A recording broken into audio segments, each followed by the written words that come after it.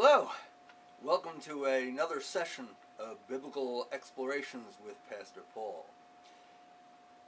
We have looked at a couple of things that are absolutely essential in the biblical narrative. The first was the temple, the center of Jewish life and a major part of Jesus' ministry, a setting for much of it. We have looked at the Apostle Peter, a central figure in the life and ministry of Jesus' life. And the Sea of Galilee, which is the area, which is the setting for much of what we see in the New Testament of the Bible. There is another seminal figure in the narrative of the Bible who is central to how Christianity developed out of Judaism, and it's kind of set the stage for all of these things. And while he was a Jew from ancient times, much before Jesus' ministry, he was also in Jesus' ministry. We see him show up a couple of times in the Gospels, and he is talked about an awful lot because he became very central. If you go to the United States Capitol building in Washington, D.C., and you go into the House of Representatives chamber, around the edge, on the top ceiling, there is a border that goes all the way around. And in that border are great law givers, great lawyers, great figures in law, because the House is where laws happen. And some of the law people are looking to the right, some are looking to the left. But in the center, dead center, right across from the Speaker of the House's chair, is the one person that is not looking to the right or left, but rather is straight forward on. And that person is the original lawgiver, Moses. This is that image of Moses that sits directly across the House chamber from the Speaker of the House's chair. Moses, as I said, is very central to what it means to be Jewish, and also laid the foundations for Christianity. Moses is referred to as the great lawgiver, and he was the one that gave the Jewish people their identity, which is what led to the ministry and life of Jesus Christ. Today we're going to explore a little bit about Moses, the setting that was in place to bring him forward at the right time, how he grew up, what he did, how he ended up as the head of the Jewish people, and his role in the Exodus and the wanderings in the desert. I invite you to join me today as we take a look at Moses, the great lawgiver.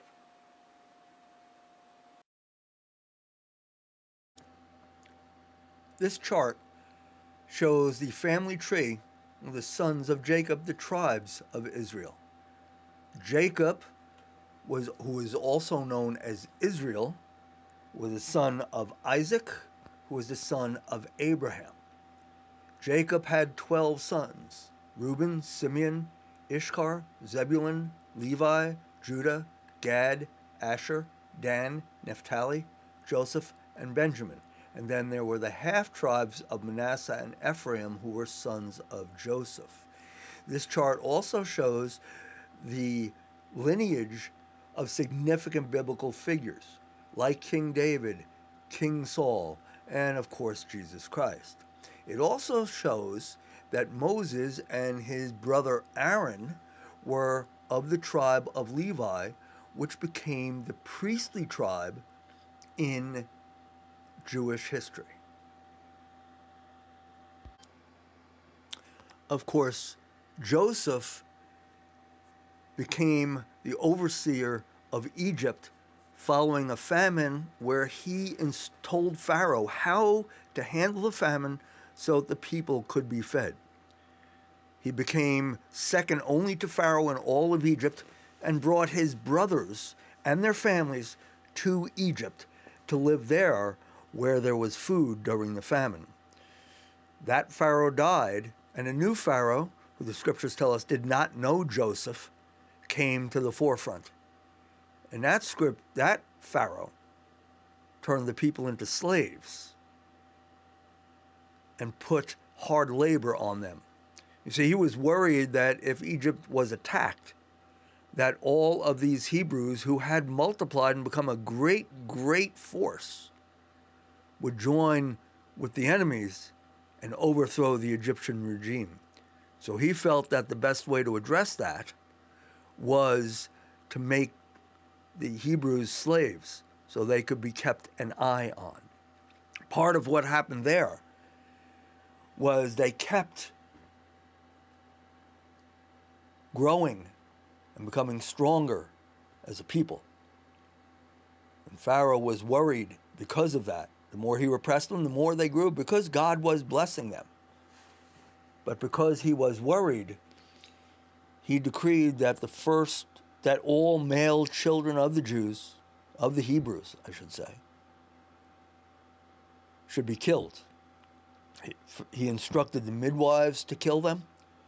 When the midwives decided to obey God rather than Pharaoh, he ordered that they all be killed. Moses was born. Scripture tells us he was a beautiful child. And his mother did not want to kill him as any mother would. And so, with her daughter, they hatched a plan to put baby Moses in a basket coated with pitch to make it waterproof and put it in the Nile River near where Pharaoh's daughter bathed.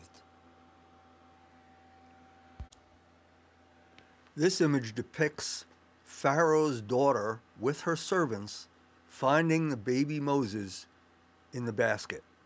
To the left is Moses' sister, who stood nearby and kept an eye on him to make sure he was safe, and then offered to find a wet nurse among the Hebrews to nurse the baby because Pharaoh's daughter recognized the baby as a Hebrew. She then took Moses to her home to allow Moses' mom to nurse him before he went to the palace to live as a child of Pharaoh. Now, we know very little of Moses' life growing up. We know that Pharaoh's daughter drew him out of the Nile. In fact, she named him Moses because the name Moses means I drew him out. That's where the name came from. And we know that he lived in the palace of the Pharaoh.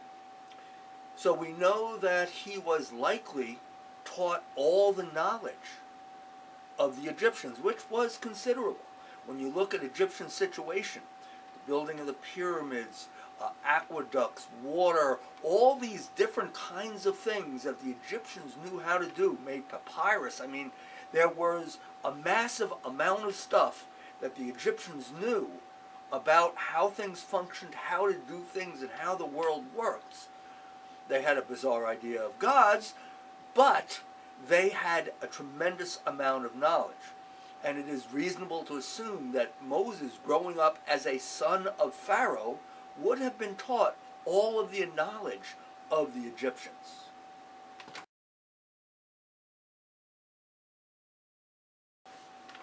Now again, we don't know very much about Moses' life growing up in the palace.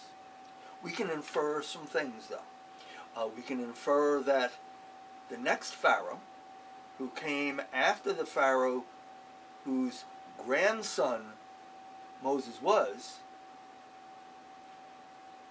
the son of Pharaoh, who Moses grew up with as a brother. So later on, when Moses comes to Pharaoh, he's coming to his brother. Now, there are a lot of very interesting possible dynamics happening here.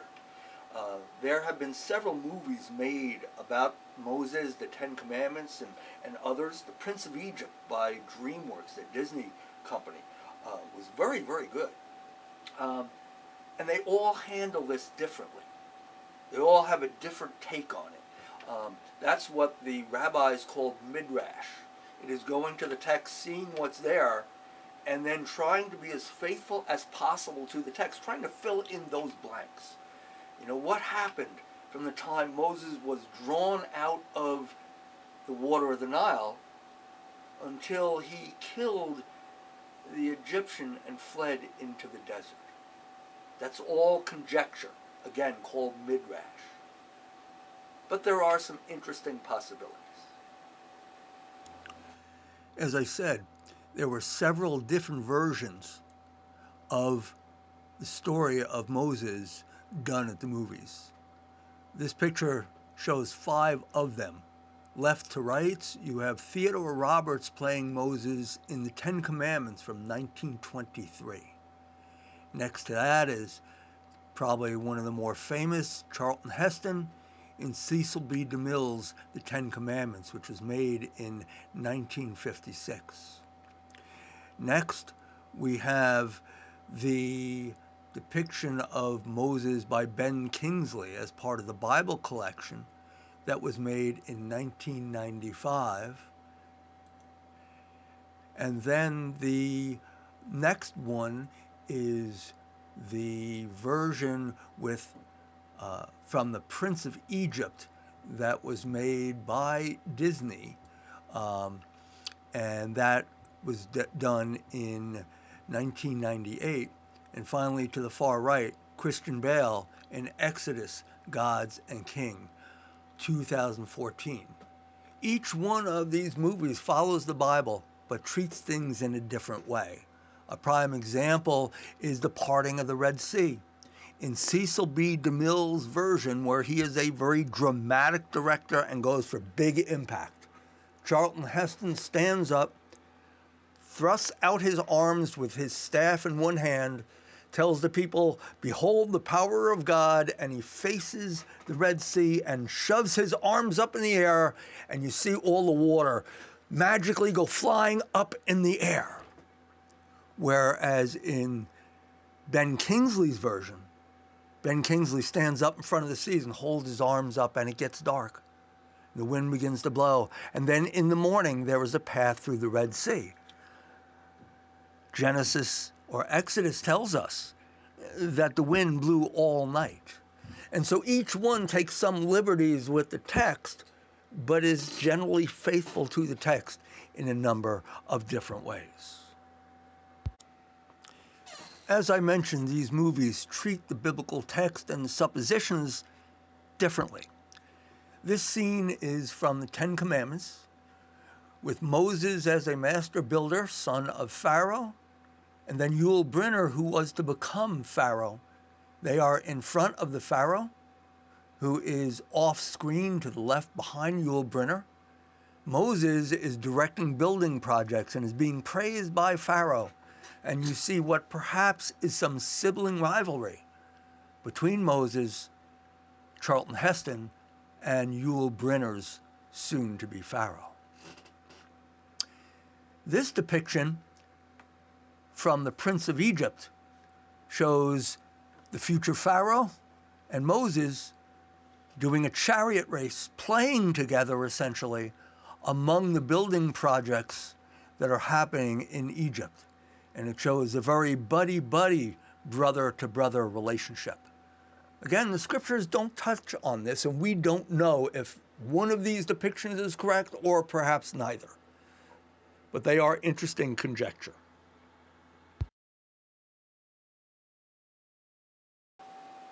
The Bible then picks up the story this way in chapter 2 of Exodus. One day, after Moses had grown up, he went out to his people and saw their forced labor. He saw an Egyptian beating a Hebrew, one of his kinfolk. He looked this way and that, and seeing no one, he killed the Egyptian and hid him in the sand. When he went out the next day, he saw 2 Hebrews fighting.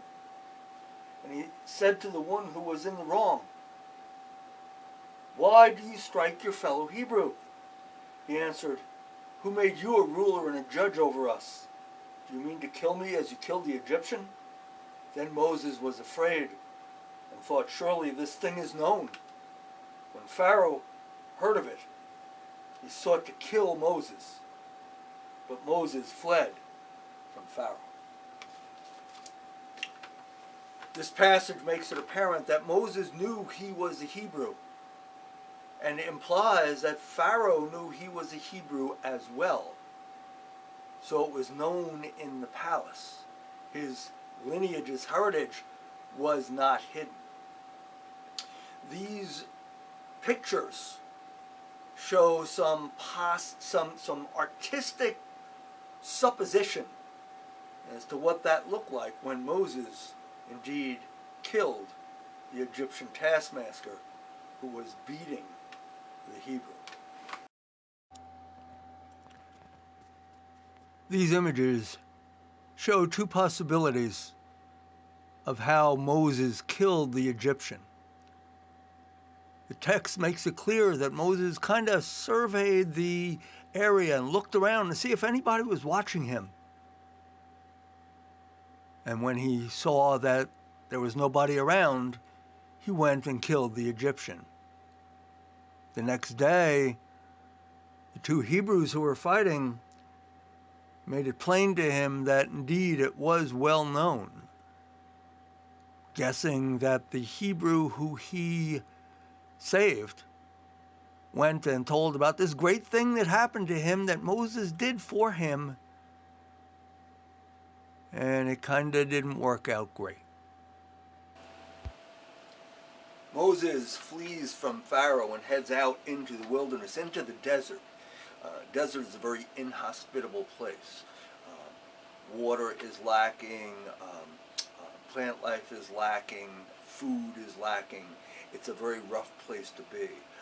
Moses, as I said previously, had all the knowledge, or would have had all of the knowledge of the Egyptians, and that might have helped him as he went into the desert. He wandered and wandered until he found a mirage. He found an oasis in the desert, a pond of water, which would have some trees and grass and things of that nature around it. People who were wandering would stop at these things, and they would get water for their flocks and herds, and they would get some food and take a rest out of the sun, those kind of things. And Moses gets there. And when he gets there, he sees that there are some women who are trying to water their flocks. But some guys had come in, and they were rough types, and they were kind of bossing around the women and pushing them to the side so their flocks could get everything. And Moses comes in and defends the women and beats up these ruffians and sends them out. One of these women was the daughter of a local sheik, Jethro. The priest of Midian is his title, I guess is the way to put it. So they're there, and she's like, well, you know what? Why don't you come with me, and then you can meet my dad. And so they set off from that spot to go and meet Jethro. This painting offers an artist's interpretation of what it might have possibly looked like when Moses was with Jethro's daughter. After Zipporah had told her father of what Moses had done for them, he said to him, bring him here. And they brought Moses there, and he gave Zipporah, his daughter, to Moses as his wife, and they got married and had a son. Moses lived the life of a Bedouin shepherd while he was with Jethro and Zipporah, and he learned how to tend for the sheep and to take care of them. Sheep would wander around, and sometimes one would stray off, and the shepherd would leave the others there and go and get it and bring the one back. Sheep were required a leader, someone who could take care of them and look out for them. Sheep follow. They are not driven like cattle. If you drive sheep like you would drive cattle, the sheep will run once they get scared, and they will continue to run until they drop dead. They'll never turn around and see if the thing that scared them is still there. which is why a shepherd leads sheep. So Moses learned about leading, and he led the sheep of Jethro. And then one day, while he was out tending the sheep, one sheep had wandered off. And so he left the other sheep and he went to look for that sheep. And when he found it, he looked to his side and there was something there that he had never seen before. So he said, what is this thing that I'm never seen before? Let me go over there and get a better look. This somewhat whimsical illustration shows Moses' surprise at seeing a bush that was burning and on fire but not being consumed. So he goes over towards it, and as he gets there, he hears God call to him from out of the bush, Moses, Moses. And Moses said, here I am. Then he said, come no closer. Remove the sandals from your feet, for the place on which you are standing is holy ground. He said further, I am the God of your father, the God of Abraham, the God of Isaac, and the God of Jacob. And Moses hid his face, for he was afraid to look at God.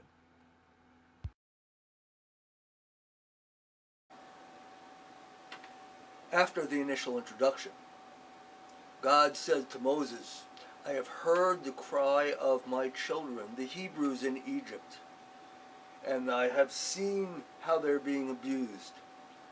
And so, I'm going to send you to Egypt to bring them out of slavery, and then you'll bring them here and worship me on this mountain. They are at Mount Horeb, or otherwise known as Mount Sinai. And at this point, Moses begins to say, hey, wait a minute. Who am I to go to Pharaoh? Pharaoh being the most powerful man in the world at the time. And the probably brother relationship to Moses. And he knows that Moses is a Hebrew. And he knows that Moses killed an Egyptian and that his father wanted to kill Moses. So Moses' reluctance here is pretty reasonable and easy to understand. He's wondering what's going to happen to me if I have the audacity to go to Pharaoh. And so he says to God, I can't go. What if I go there? They're going to ask me what your name is. What do I tell them? God says, I am that I am. In Hebrew, YHWH or JHWH. Fill in some vowels because the original Hebrew text did not have any vowels or any spaces or any punctuation. So it's unpronounceable. Fill in vowels, you get Yahweh or Jehovah. He says, God says, I am who I am. Tell them that I am sent you. I am the God of Abraham, the God of Jacob, the God of Isaac, the God of your ancestors. Okay, but, what happens if they don't believe me? And they say, oh, God didn't speak to you. He says, what's that you have in your hand? And Moses holds up his staff. And God says, throw it on the ground. So Moses throws it on the ground and it turns into a serpent. And God says, reach out your hand and grab the serpent by the tail. And he grabs the serpent by the tail and it turns back into his staff. He says, take your hand. Put your hand inside your tunic and pull it out. So Moses takes his hand, sticks it inside his tunic and pulls it out, and it's covered in leprosy. A horrid, feared disease. And God says, stick your hand back inside and pull it out again, and it was as clean as baby's skin. God said those tricks, those miracles will prove that you did indeed talk to me. And Moses goes, well, I can't speak well. I have a speech impediment. And God says, I'll send your brother Aaron with you. He's on his way here now from Egypt, and he will speak for you. And Moses starts to say, but, God says, enough. You're going. Go and meet Aaron and head back to Egypt to go and see Pharaoh. This is the end of part 1. There's quite a bit of Moses' story yet. The tussling with Pharaoh, the plagues, the leaving from Egypt, going to Mount Sinai, the 10 Commandments, the wandering in the wilderness, the battles that happened while they were wandering in the wilderness, and eventually the people's crossing into the promised land after the death of Moses. We'll pick that up later. But I'd like to say for now, thank you for joining me for this 5th session of Biblical Explorations with Pastor Paul. And I look forward to providing another one of these for you in the near future.